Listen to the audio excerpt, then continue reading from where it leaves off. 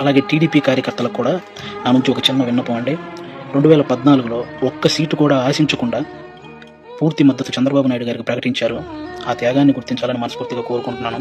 అలాగే 2023లో 14 సంవత్సరాలు ముఖ్యమంత్రిగా చేసిన ఒక వ్యక్తిని, పేద కుటుంబాల్లో ఎంతోమంది పేద విద్యార్థులు వాళ్ళు ఐటీ జాబ్ చేయొచ్చు, అమెరికాలోకి వెళ్ళి సెటిల్ అవ్వచ్చు అని ఈ ఐటీని తెలుగు రాష్ట్రాల్లో ప్రతి ఒక్కరికి పరిచయం చేసినటువంటి చంద్రబాబు నాయుడు గారు లాంటి వ్యక్తి, ఒక 70 ఏళ్ల పైబడిన వ్యక్తిని జైల్లో పెడితే నిజంగా చాలా మందికి బాధ అనిపించింది. అలాగే పవన్ కళ్యాణ్ గారు అక్కడికి వెళ్ళి కలవడం జరిగింది. పొత్తు అనేది పెద్ద సభలు పెట్టి ఆడంబరంగా చేసుకోవచ్చు, కానీ అలాంటి ఆడంబరాలు కోరుకోలేదు. అక్కడ కష్టాన్ని చూశాడు.